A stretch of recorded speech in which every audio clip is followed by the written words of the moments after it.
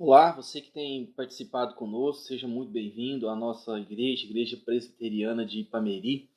Nós daremos continuidade àquilo que nós temos estudado durante as nossas escolas dominicais sobre o remanescente, sobre o povo que voltou do cativeiro para Jerusalém e então foi restaurado ali por Deus pela mão de homens santos que foram instrumentos nas mãos do Senhor.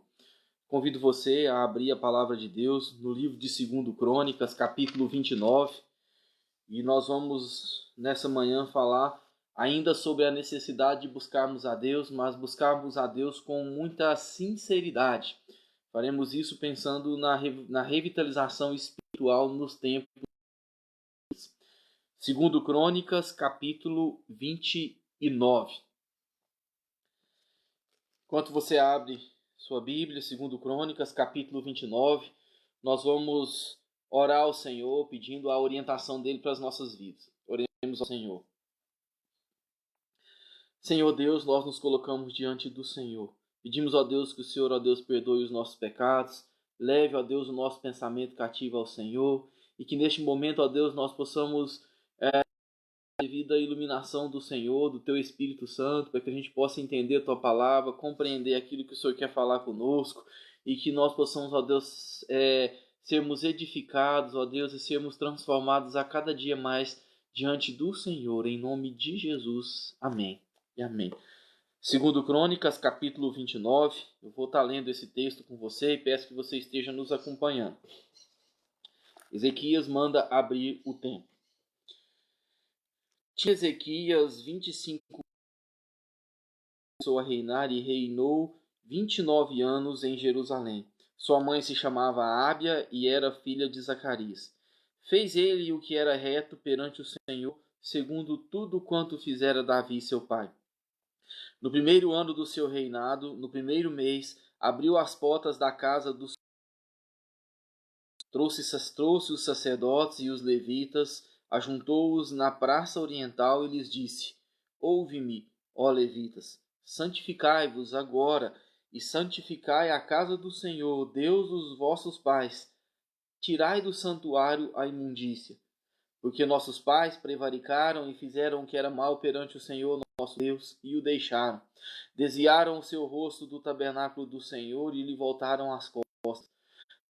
Fecharam as portas do pórtico, apagaram as lâmpadas, não queimaram incenso, nem ofertaram holocaustos nos santuários do Deus de Israel. Pelo que veio grande ira do Senhor sobre Judá e Jerusalém, e os entregou ao terror, ao espanto e aos assobios, como vós estáis vendo com os próprios olhos. Porque eis que nossos pais caíram à espada, e por isso nossos filhos, nossas filhas e nossas mulheres estiveram em cativeiro. Agora estou resolvido a fazer aliança com o Senhor, Deus de Israel, para que se desvie de nós o ardor da sua ira.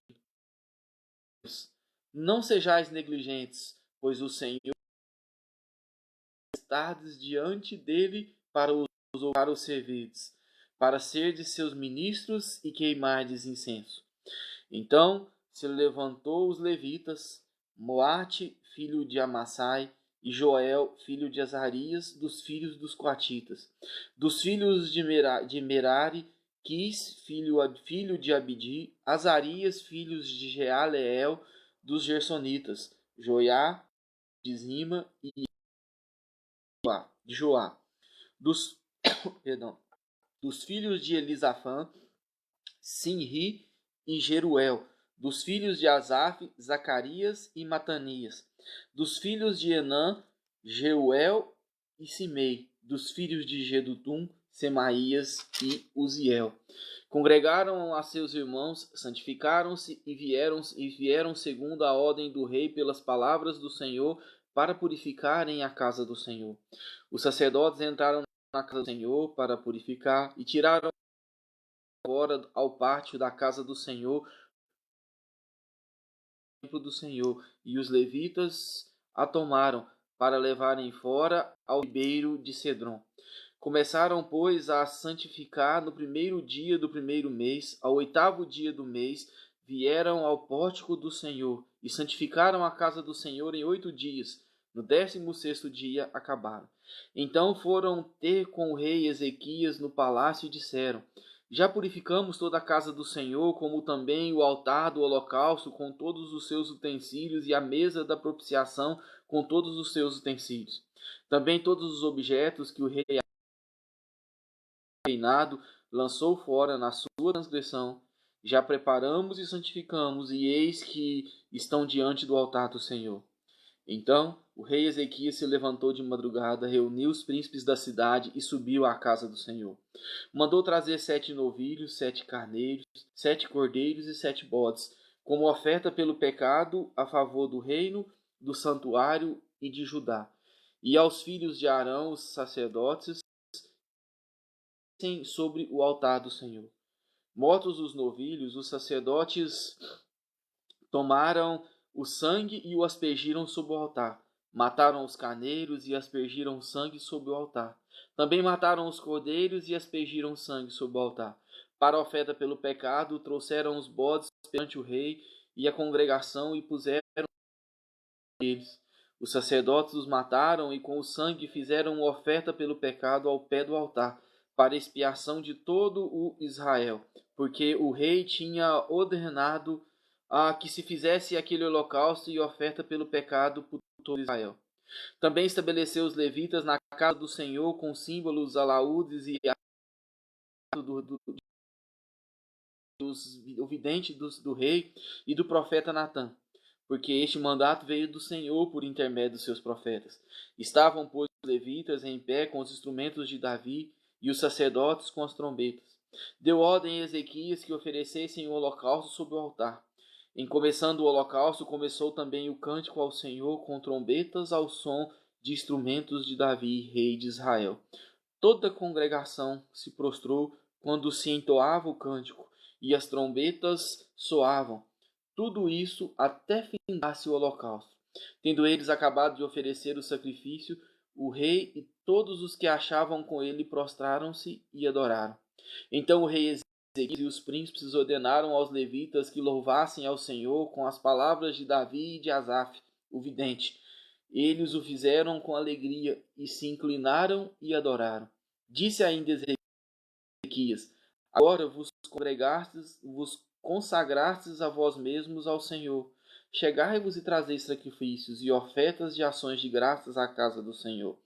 A congregação trouxe sacrifícios e ofertas de ações de graças, e todos os que estavam de coração dispostos trouxeram holocaustos. O número dos holocaustos que a congregação trouxe foi de 70 bois, 100 carneiros e 200 cordeiros. Tudo isso em holocausto ao Senhor. Também foram consagrados 600 bois e 3.000 ovelhas.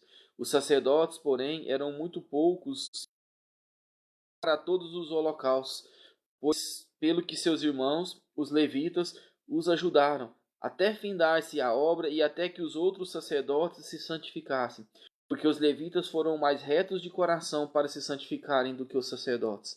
Além dos holocaustos em abundância, houve também gordura das ofertas pacíficas e as libações para os holocaustos. Assim, se estabeleceu o ministério da casa do Senhor. Ezequias e todo o povo se alegraram por causa daquilo que Deus fizera para com o povo, porque subitamente... Amém. Bom, como eu estava falando para os irmãos, nós vamos pensar um pouco hoje ainda sobre a necessidade de buscarmos a Deus, mas buscarmos a Deus com sinceridade.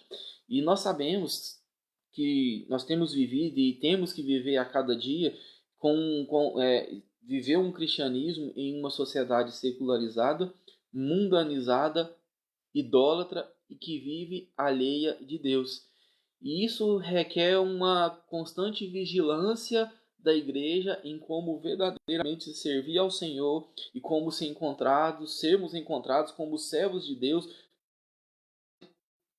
Então, sabemos que muitas vezes, infelizmente, a igreja ela acaba baixando a guarda e ela acaba sendo influenciada por esses valores corrompidos do mundo. Assim, coisas abomináveis acabam sendo aceitáveis e acabam marcadas. A igreja começa a permitir que muitas coisas mundanas ou muitas coisas que não fazem parte dos preceitos do Senhor entrem nos seus cultos, entrem nas suas liturgias, entrem nas suas formas de servir ao Senhor, e ela acaba se desviando do propósito original de servir a Deus que o Senhor coloca para as nossas vidas. Então a igreja ela acaba perdendo a sua relevância, acaba não cumprindo a sua visão, e por isso que muitas vezes nós vemos muita gente, muitos irmãos e algumas pessoas de fora falando até acertadamente que a igreja muitas vezes se torna mais parecida com um clube ou um lugar onde as pessoas vão um local de adorar ao Senhor. E infelizmente esse é o quadro que está sempre presente no povo de Deus. E a pergunta é: será que a nossa situação é diferente dos tempos que aconteceu até agora? Acredito que não. Eu penso que aquela palavra que o Senhor disse à igreja de Laodiceia continua viva nos nossos corações. E quando ele diz, Apocalipse capítulo 3, versículo 15 e versículo 16: conheço as tuas obras, que é quem dera fosses frio ou quente. Assim, porque és morno, nem és quente nem frio, estou a ponto de vomitar-te da minha boca. Essa era a comparação que o Senhor fez ali com a igreja de Laodiceia, uma igreja que ele mostrou que a igreja estava focada na sua vida e não na vida da igreja, e por isso ele estava ali tratando a indiferença e a improdutividade daquela igreja e apontando ali as suas necessidades. A revitalização é um assunto muito atual. Foi atual na época do rei Ezequias e é atual também para as nossas épocas. A questão é, como fazer isso? De que forma que nós fazemos isso? De que forma nós revitalizamos a nossa vida, os nossos cultos e a nossa igreja ao Senhor? Precisamos nos submeter à palavra do Senhor, precisamos nos submeter à direção do Espírito Santo nas nossas vidas e vermos qual tem sido a nossa relevância como igreja, nos membros, e qual tem sido a nossa relevância como igreja na própria sociedade. Quando nós olhamos a nível de contexto a história de Ezequias e até apontamos ela para as nossas vidas hoje, nós vemos que uma revitalização é necessária. E esse contexto nos dá algumas coisas interessantes. Primeiro, nós temos que pensar com relação ao remanescente, que eram aqueles crentes que viviam aproximadamente um século depois do retorno da volta do povo da Babilônia. E eles não tinham como se isolar da sua cultura, como nós também não temos como nos isolar da nossa cultura hoje. Mas ao mesmo tempo, eles deveriam permanecer fiéis à fé revelada nas Escrituras, da mesma forma que nós temos que fazer hoje. E eles necessitavam então de uma força nova, de um vigor novo, de uma nova motivação. E esse é um dos objetivos de que o escritor de 1ª e 2ª Crônicas escreve, para trazer um ânimo novo, para trazer uma revigoração a esses irmãos que haviam voltado e que agora precisavam viver fielmente num contexto diferente, no âmbito familiar e no âmbito do povo de Deus, de formatar a sua vida ou de formatar a sua devoção de forma com que eles servissem a Deus, mas não se adaptassem ao paganismo daquela época. O que nós chamamos de revitalização, o cronista chama de busca de Deus. E ele mostra, como nós dissemos no domingo passado, que a cada momento histórico, ou a cada instante, ou a cada episódio da história, os crentes devem buscar ao Senhor. Eles devem buscar o Senhor exclusivamente, eles devem buscar o Senhor com fé, e eles devem buscar o Senhor com humildade. Eles devem buscar ao Senhor exclusivamente porque eles deveriam abandonar todos aqueles ídolos e tudo aquilo que não era do Senhor. Deveriam buscar o Senhor com fé porque eles deveriam eles deveriam crer naquelas promessas da aliança que Deus fez com o povo de Deus e que Deus era fiel em cumprir. E eles deveriam buscar o Senhor com humildade e também beleza, porque eles deveriam buscar o Senhor de maneira íntegra e de maneira irrepreensível.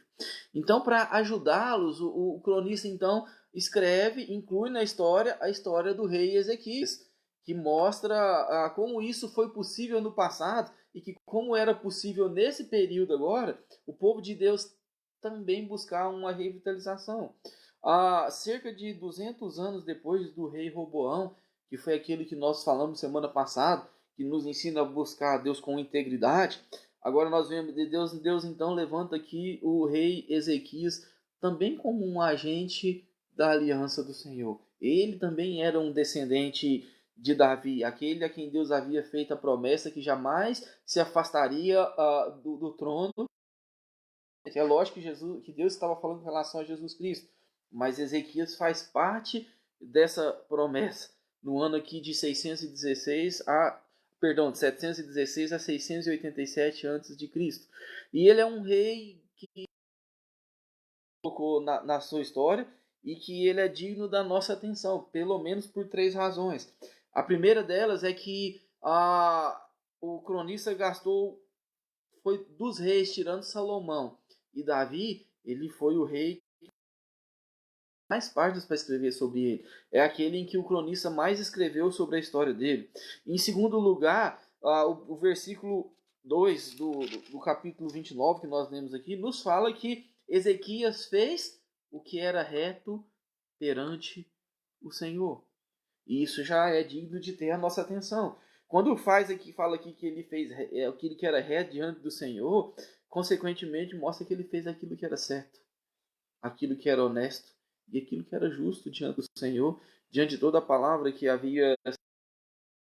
E em terceiro lugar, esse rei é digno da nossa atenção, porque ele fala que a sua retidão foi segundo tudo quanto fizera Davi, seu pai. Ou seja, ele ele foi fiel segundo o modelo davídico, segundo aquilo que Deus havia falado. E o modo como essas referências foram pontuadas pelo cronista levou até alguns estudiosos a dizerem que Ezequias era um novo ou um segundo Davi, pela forma com que ele revitalizou, pela forma com que ele andou honestamente, sinceramente diante de Deus. É claro que nós sabemos que Ezequias não foi perfeito. A palavra do Senhor nos fala mais à frente, capítulo 32, que ele inclinou o seu coração. Também se orgulhou, ele também se achou diante daquele reinado e tudo aquilo que o Senhor tinha feito na vida dele, mas também a palavra do Senhor nos fala que ele também se humilhou e que ele se arrependeu por ter exaltado o seu coração e também buscou a Deus. E isso também é importante, porque nós vemos que a Bíblia e o Senhor deixa muito claro nos relatos bíblicos os acertos e os erros dos seus servos, para mostrar que toda aquela força ou toda aquela vitória não está nos teus servos porque pelos atos deles ou por eles ser bom, mas está na graça e na misericórdia do Senhor. Por isso nós vemos Deus mostrando aqui o problema de Ezequias, nós vemos Deus mostrando o pecado de Salomão, nós vemos Deus mostrando o pecado de Davi e de várias outras pessoas, escritores bíblicos, porque a vitória está na misericórdia e na graça do Senhor. Uma outra coisa que nos chama atenção nesse contexto aqui, que nós temos que lembrar para entrar nessa história, é sobre a nação de Judá. A nação de Judá, ela pagava tributo à Síria na época do rei Ezequias.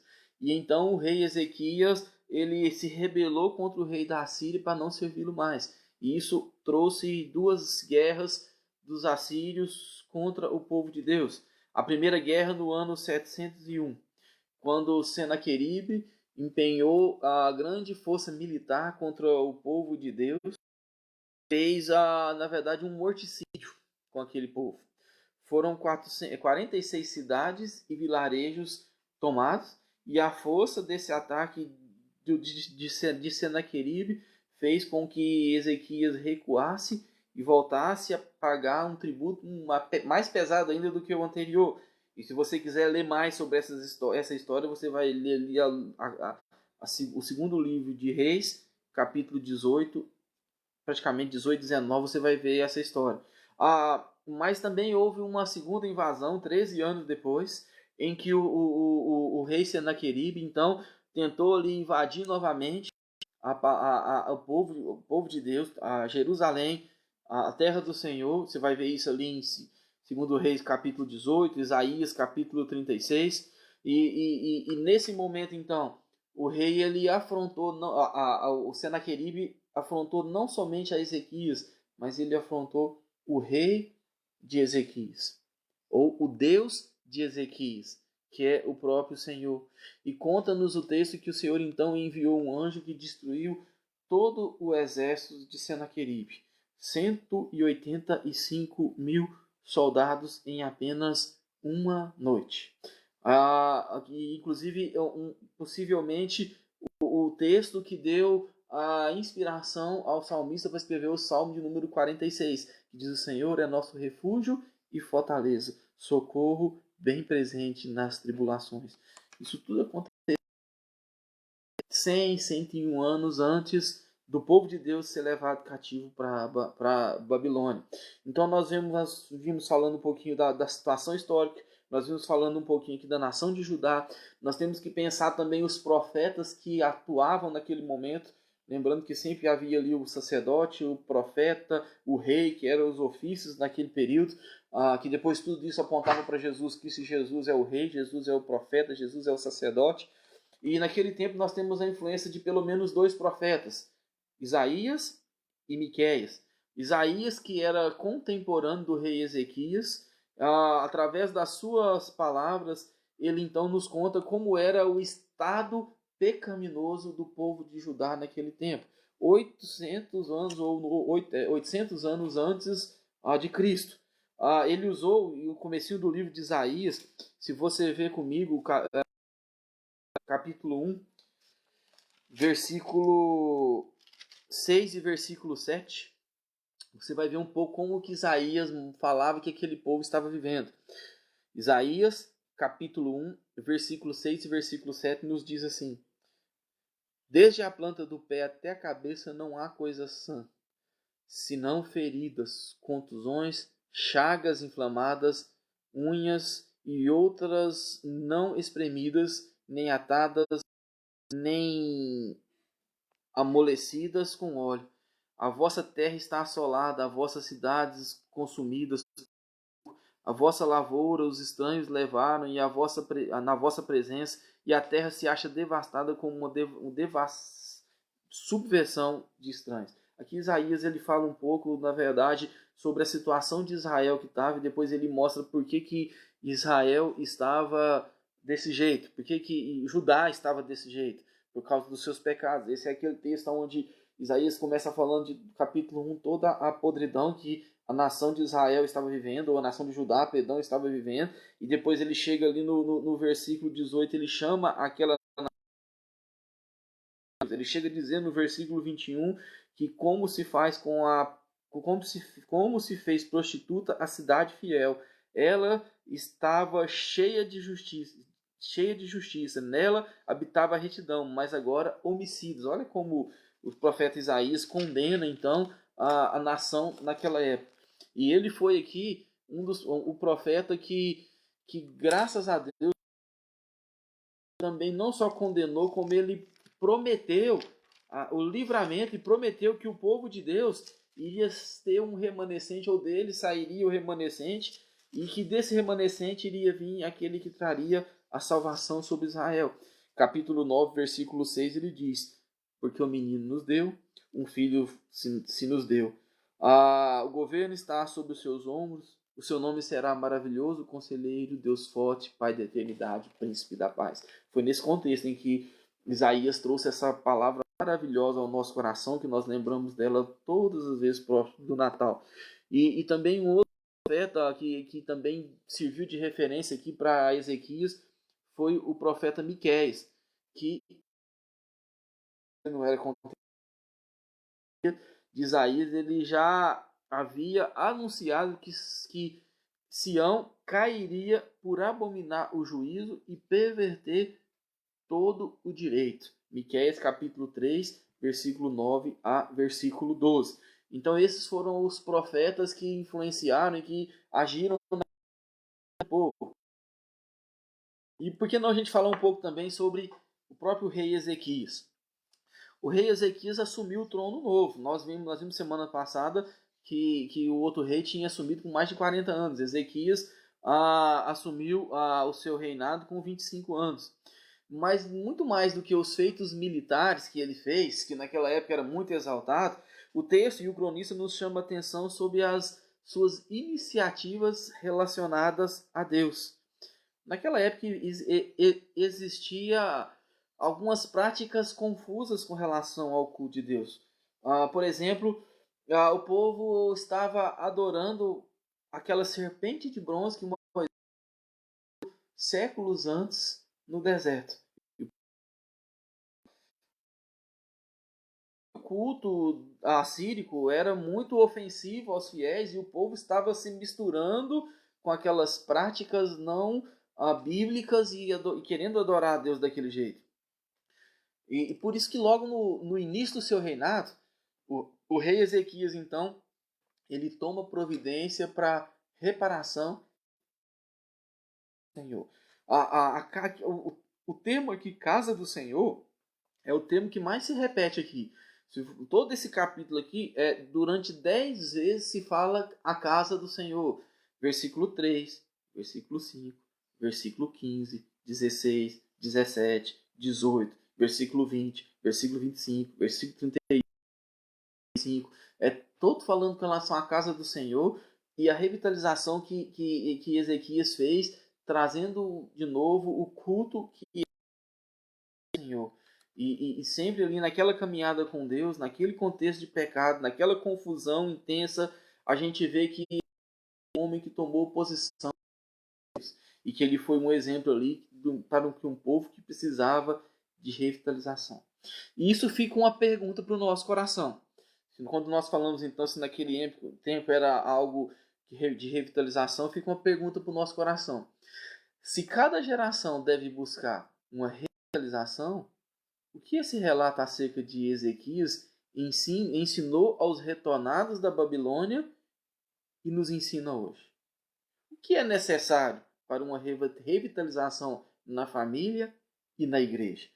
Esse texto aqui nos dá algumas indicações de coisas que nós podemos fazer e que nós precisamos fazer para buscar uma revitalização. A primeira delas é que é preciso haver disposição na liderança. Se você reparou comigo nessa leitura, Ezequias foi o primeiro a buscar o Senhor. A revitalização ou a busca que o cronista chama aqui, a busca a Deus, ela é feita primeiramente pelo rei. Versículo 3 ao versículo 5. Fala que o rei fez o que era reto perante o Senhor, segundo tudo quanto fizera Davi seu pai. No primeiro ano do seu reinado, no primeiro mês, abriu as portas da casa do Senhor e a reparou. Então, o primeiro a buscar ao Senhor foi o próprio rei. Depois, em seguida, houve um envolvimento dos príncipes. Tanto no versículo 20 quanto no versículo 30 a gente vê isso. Olha só, versículo 20 do capítulo 29. Então, o rei Ezequias se levantou de madrugada, príncipes da casa da cidade, e subiu à casa do Senhor. Depois, lá no versículo 30, ele fala de novo. Então o rei Ezequias e os príncipes ordenaram aos levitas que louvassem ao Senhor com as palavras de Davi e de Asaf o vidente. E alegria, e se inclinaram e adoraram. Então, primeiramente começou pelo rei, depois pelos príncipes, e por último, antes de todo o povo de Deus, pelos líderes religiosos, que foram quem? Os levitas e os sacerdotes. Versículo 4, versículo 12 até o versículo 19, nós vemos isso, que eles então não só buscaram ao Senhor, como eles prestaram contas diante do rei daqueles atos que eles estavam fazendo diante de Deus. Então, quando nós olhamos aqui para Ezequias, que viveu num tempo que precisava de revitalização, e que ele mostra que a revitalização, que para a primeira coisa para se revitalizar, precisa ser pela liderança, precisa ter disposição da liderança. Nós vemos aqui claramente o cronista mostrando que não há bênção espiritual para o povo que não passe pela disposição da liderança. Olha como é importante a igreja orar pelos seus líderes. Olha como é importante a igreja orar pelos seus pastores. Porque se há a necessidade e se há a bênção e se há a possibilidade de haver uma revitalização, ela então necessariamente passa pela disposição da liderança. Os líderes precisam estar dispostos no seu coração. Os líderes precisam estar empenhados em buscar ao Senhor. A fidelidade e a retidão do rei e dos líderes de Judá influenciaram de forma geral. E, de fato, uma coisa que nós temos observado e que nós observamos categoricamente nos períodos dos reis e também dos juízes é que quando a liderança é fiel ao Senhor, o povo vai atrás. Mas quando a liderança se torna infiel ao Senhor, o povo também vai atrás. Por isso que nós vemos aqui que o povo de Deus, ele constantemente degenerava quando a sua liderança não era saudável. Acertadamente, o texto de Provérbios, capítulo 11, versículo 14, nos diz que, não havendo sábia direção, cai o povo, mas na multidão de conselheiros há segurança. Pedro, quando vai falar ali aos pastores, eles falam que os pastores, e ele trata ali pastores, presbíteros e bispos, né, tudo dentro do mesmo bolo, que eles deveriam ser modelos para o rebanho. E, de fato, a liderança é modelo para o rebanho, tanto para o bem como para o mal. E nós olhamos aqui de forma, que seja até de forma real, que o povo de Deus sempre refletiu sua liderança. A igreja acaba sendo o perfil, a igreja acaba sendo a cara do seu pastor, ou a cara dos seus presbíteros, porque se eles estão dispostos a buscar o Senhor, a igreja também busca o Senhor. Por essa razão, meus irmãos, pastores, oficiais, líderes de departamentos, SAF, o PH, líderes de pequenos grupos, quando eles são fiéis a Deus, eles acabam sendo um presente para a igreja. Eles acabam sendo uma dádiva do Senhor para a sua igreja, que, sendo fiéis a Deus, a igreja o segue e também é fiel a Deus. Para que haja revitalização, é necessário que nas famílias, quando nós pensamos nisso então, para que haja revitalização, é necessário que nas famílias os homens assumam o seu papel como cabeça do lar, como aquele que, à semelhança de Cristo, ama sua esposa, cuida dos seus filhos e dirige o seu lar como uma liderança abençoada diante do Senhor. Para que haja uma revitalização, é importante que os pais exerçam autoridade sobre os filhos e de fato sejam liderança na sua casa. Para que haja revitalização, é necessário que os líderes espirituais também sejam servos que busquem Deus. A primeira coisa para que haja revitalização é preciso ter a disposição na liderança. A segunda coisa para que haja uma revitalização, uma vez que ela é necessária, é que seja retirada toda a imundície. Se você olhar no versículo 5, Ezequias então chega diante dos levitas e diz assim: ouve-me, ó levitas, agora e santificai a casa do Senhor, Deus dos vossos pais.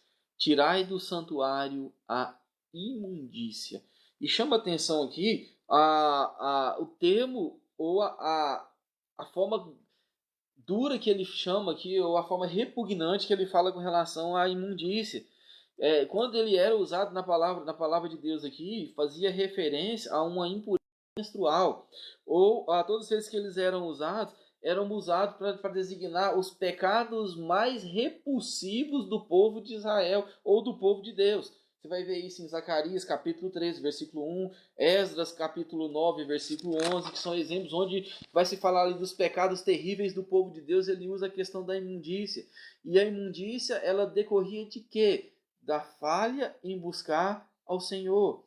O texto nos fala aqui que o povo havia prevaricado, ou seja, havia sido infiel ao Senhor. Fala também que o povo havia deixado, ou seja, havia abandonado ao Senhor. E ambas essas palavras aqui mostram que o povo havia se desviado na busca ao Senhor. E de uma forma drástica, essa é a palavra. Ezequias mostra aqui que de uma forma drástica a impureza deveria ser removida. Não poderia haver impureza. E aqui quando nós olhamos para esse texto aqui, nós vemos pelo menos 4 proposições que eu quero deixar aqui com os irmãos para serem formuladas com relação à limpeza do templo. 4 proposições. A primeira delas é que Ezequias entendeu que não haveria bênção espiritual sem a purificação do santuário. Só de ter a purificação, na verdade, já era bênção do Senhor. Mas a pergunta, quando a gente vê que Ezequias chegou a essa conclusão, não haveria hoje a necessidade de purificação da casa de Deus? Será que nos nossos tempos, em que nós precisamos de... Será que não é hora de nós pensarmos em uma purificação na casa do Senhor? Buscarmos vidas mais santificadas, buscarmos vidas mais íntimas na presença de Deus e de se tirar aquilo que é impureza na casa do Senhor? A segunda proposição que eu quero trazer para nós hoje, a purificação exigia arrependimento e determinação santa. Nós vemos isso do versículo 6 até o versículo 11, onde ele manda tirar as impurezas, então fecha-se a porta do pórtico, e que ele fala que se fechou a porta do pórtico, que apagaram as lâmpadas, e que o Senhor levantou com grande ira, e agora ele fala que ele resolveu fazer uma aliança com o Senhor, porque ele tinha visto que o povo havia sido negligente ao Senhor. E ele mostra aqui então que a purificação ela exigia um arrependimento e uma determinação santa. E a pergunta que fica é: nós não teríamos hoje que suplicar por arrependimento e nos empenhar e abandonar todo o pecado para de fato buscarmos uma revitalização e uma vida santa diante do Senhor? As coisas são atuais para as nossas vidas. Uma terceira preposição ou proposição que eu queria trazer para as nossas vidas hoje é que a purificação do templo, versículo 17, ela levou algum tempo. Quando nós vemos o versículo 17, ela diz assim: começaram, pois, a santificar no primeiro dia do mês, vieram ao pórtico do Senhor, em 8 dias, no 16º dia do mês, acabaram. Olha só, percebem que ela demorou um tempo até haver toda aquela purificação? E mesmo alguns sacerdotes, como nós vemos depois, ali mais à frente, eles também demoraram, no versículo 34, eles demoraram um pouco a se santificar, demoraram um pouco a entender a necessidade de tirar toda aquela... E aquilo que nós olhamos para isso e pensamos será que nós não seríamos por demais legalistas quando nós exigimos que aqueles que nos cercam, seja igreja, sejam imediatamente perfeitos diante de Deus? Nós precisamos que haja uma tirada da imundície. Nós precisamos que haja uma santificação na casa do Senhor. Nós precisamos que haja uma santificação nas nossas vidas, já que a Bíblia fala que hoje nós somos o santuário, somos o templo do Senhor. Mas será que quando nós fazemos isso, pensamos nisso e olhamos, e nós então queremos que isso seja de maneira imediata, queremos que as pessoas cheguem e sejam totalmente puras, limpas e que não pequem diante de Deus? Será que nós não estamos sendo legalistas? A ponto que as coisas demoram um pouco para que Deus trate os corações, que as pessoas se arrependem e que as pessoas mudem os seus comportamentos. Uma quarta proposição que nós podemos pensar nisso daqui é que a purificação tinha de ser iniciada no templo e atingir toda a nação. Ela começou no templo, mas ela deveria atingir toda a nação. E aí aquilo que fica de reflexão para o nosso coração não seríamos arrogantes e precipitados por pregar a transformação na sociedade sem nos preocuparmos antes com a necessidade de transformação das nossas próprias vidas e da transformação da nossa própria igreja? A revitalização traz transformação. E às vezes briga com todo mundo, briga com a sociedade, briga com os governantes. Vocês não são cristãos, vocês têm que... Mas ela tem que começar por nós. A limpeza, a purificação, a santificação deve começar na própria casa do Senhor. E é vital, como filhos da obediência, que nós então não nos acomodemos, nós deixemos fora todas as paixões que tínhamos no tempo da ignorância. É hora, meus queridos, de tirarmos toda a imundície. para que haja uma revitalização. Primeiro, tem que começar pela liderança. Segundo, tem que tirar toda a imundícia. E terceiro, deve haver uma adoração sincera ao Senhor. Que a adoração, ela acontece no início e no final desse texto. Ou seja, ela é o clímax e o fechamento. O versículo no primeiro ano do seu reinado, a primeira coisa que ele fez foi abrir as portas do Senhor e ia reparar. Para quê? Para que houvesse adoração. E depois, quando nós chegamos no final do capítulo, no versículo 30, nós vemos que Ezequias e todo o povo se alegrou por causa daquilo que Deus fizera para com o povo, porque subitamente ele fez tal obra. Nós vemos que a adoração está no início e está no fim. E o modo como o cronista coloca aqui os acontecimentos, ele coloca isso de forma muito cuidadosa. Primeiramente, líderes dispostos. Segundo, a retirada da e depois uma adoração de coração. Versículo 31, versículo... E aqui também nós temos algumas proposições que nós podemos formular para as nossas vidas. Também pelo menos 4. A primeira delas é que Ezequias entendeu que não há bênção espiritual sem culto sincero. Sem buscar a Deus. Sem buscar sinceramente ao Senhor. O que o Senhor disse àquela mulher? Importa que os meus verdadeiros adoradores o adorem como? Em espírito e em verdade. Sem culto sincero na presença do Senhor, não há bênção. Não há como nós cultuarmos ao Senhor simplesmente por formalismo. Simplesmente porque aprendemos a fazer daquela forma. Simplesmente porque herdamos daqueles que faziam antes de nós. O nosso culto deve ser sincero e deve ser prestado ao Senhor. Em segundo lugar, a essa adoração que Ezequias propôs, nesse momento de revitalização, ela seguiu prescrições. No versículo 25 ele diz assim: também estabeleceu os levitas na casa do Senhor com símbolos, alaúdes e harpas, segundo o mandato de o vidente do rei e do profeta Natã, porque este mandato veio do Senhor por intermédio dos profetas. Olha só, se você olhar aqui, vai ver as referências aqui a instrumentos, que foi aquilo que Davi tinha colocado como forma de adorar o Senhor, e também a lei de Moisés, que era aquilo que regulamentava o culto. Tudo isso mostra uma liturgia regulamentada. Nós sabemos que nós temos aquilo que nós chamamos na nossa doutrina de princípio regulador do culto, que é o quê? Como que nós cultuamos ao Senhor? Diz que tudo aquilo que nós devemos oferecer ao Senhor em culto é aquilo que está explicitamente mostrado na palavra de Deus ou que nós podemos inferir dela. De forma que, quando nós perguntamos o que nós podemos fazer para adorar o Senhor, nós fazemos a pergunta, está na palavra de Deus? Ou pode ser inferida por ela? Está, nós fazemos. Não está, nós não fazemos. O que nós vemos hoje muitas vezes a Bíblia não fala nada sobre isso. Então nós podemos colocar, não, é o contrário. O princípio regulador do culto fala que nós temos que usar aquilo que está explícito na própria Bíblia para que nós apresentemos ao Senhor. E tudo isso mostra que Ezequias ele regulamentou a liturgia do culto. Ele revitalizou o culto dentro dos padrões que a própria Bíblia falava que deveria ter, dentro das prescrições de Moisés, dentro daquilo que os profetas haviam falado, dentro daquilo que Davi havia mostrado. Meus queridos, nós não precisamos inventar nada no culto, nós não precisamos criar nada novo. O que nós precisamos é sermos fiéis àquilo que Deus já propôs para que nós precisamos fazer. Nada mais do que isso. O que Deus se agrada é que nós sejamos fiéis ao Senhor.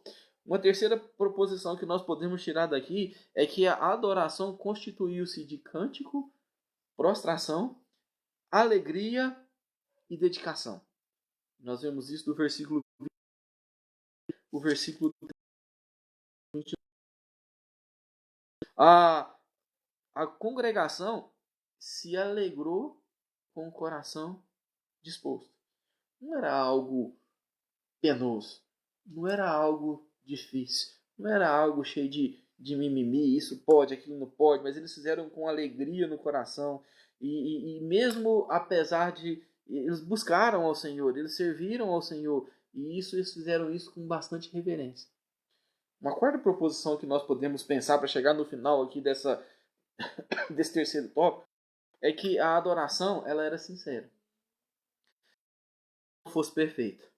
A adoração ela não precisou ser perfeita, mas ela precisou ser sincera. E nós mostramos, vemos isso nesse texto, quando nós olhamos para ele e vemos que alguns chegaram diante de Deus até não prontos. Alguns sacerdotes tiveram que se santificar enquanto ainda oferecendo o sacrifício no seu lugar, porque eles não estavam prontos nem santificados.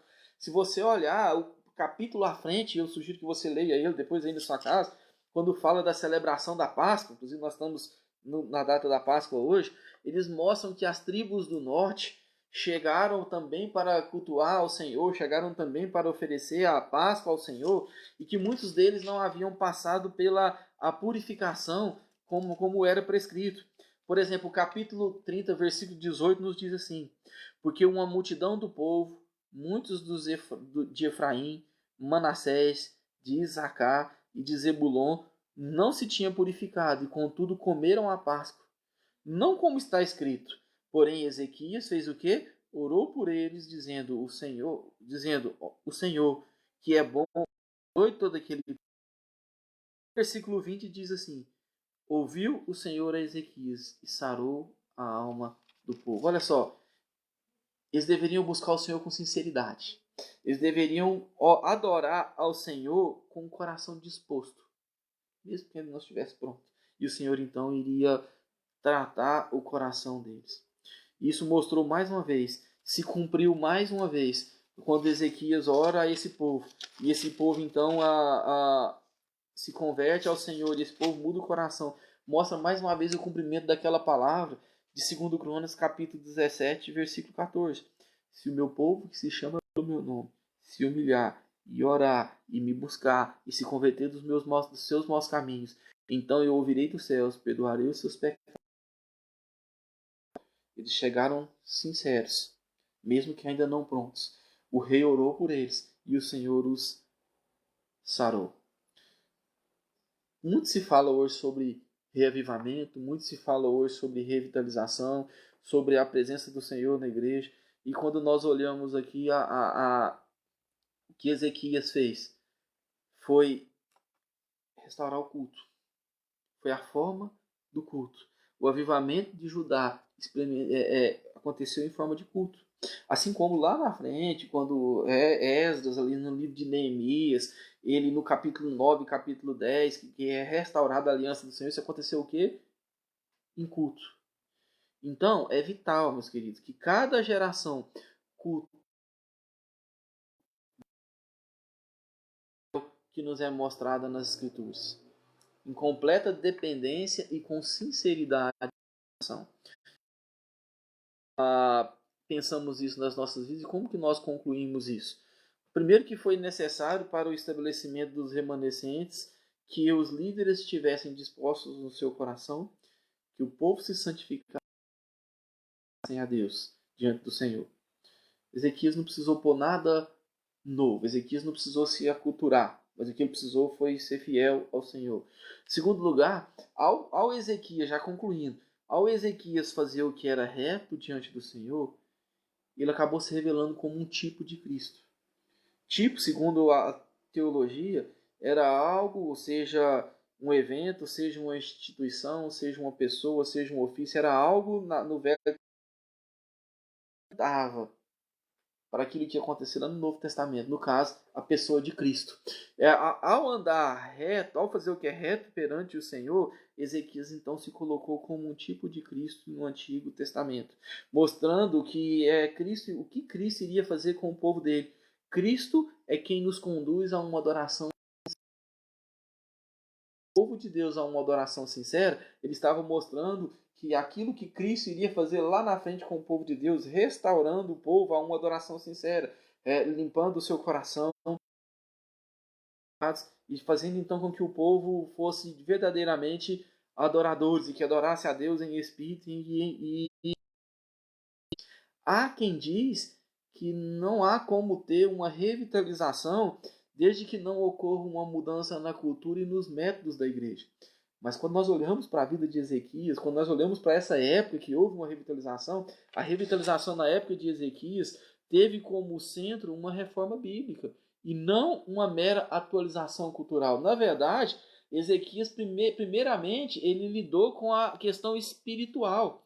Ele foi mais uma resistência àquela cultura pagã do que uma acomodação à cultura, e por isso houve um avivamento. Ele retornou aos princípios bíblicos. Mais do que uma contextualização, a revitalização na época de Ezequias tratou-se de uma purificação espiritual, moral e litúrgica.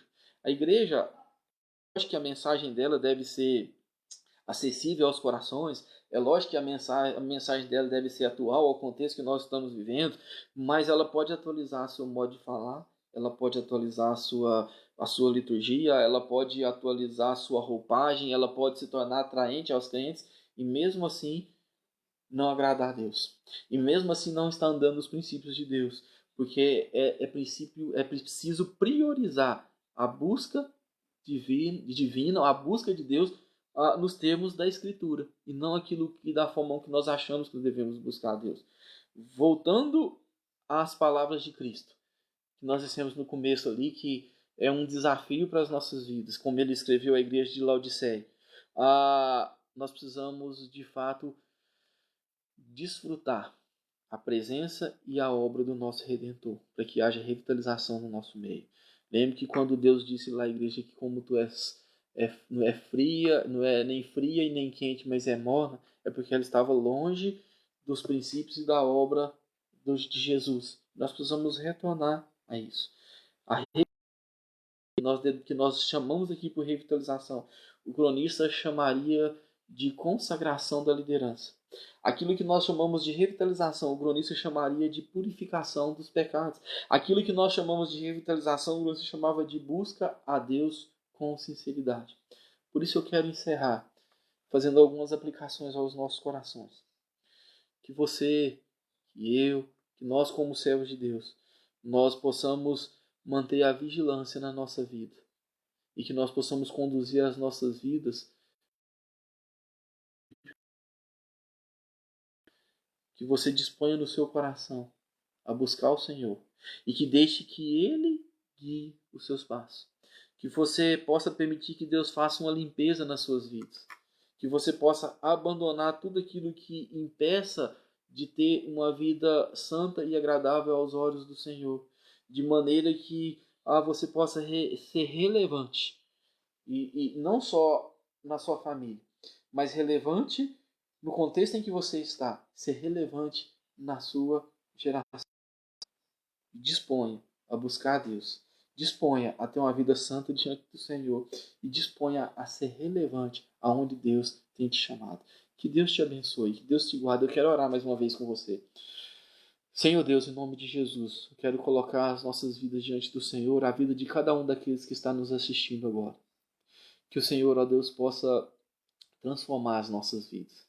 Que nós possamos, ó Deus, entender, ó Deus, que o avivamento, a revitalização, Deus, busca ao Senhor. Não é, Senhor, fazer algo diferente, mas é retornar aos princípios que o Senhor estabeleceu para que nós andássemos e vivêssemos por Ele. Que o Senhor nos guarde, que o Senhor traga disposição ao Teu povo para te buscar, que o Senhor traga disposição ao Teu povo, ó Deus, para viver uma vida santa e reta diante do Senhor. Que o Senhor, ó Deus, faça com que a sua igreja seja relevante diante do contexto em que ela está e ela está. Aqueles que estão nos ouvindo, traga, Deus, paz ao coração. Traga, ó Deus, prosperidade em todos os aspectos da vida. Traga, ó Deus, saúde, ó Deus, traga proteção. Em nome de Jesus. Amém e amém. Que Deus abençoe ricamente sua vida.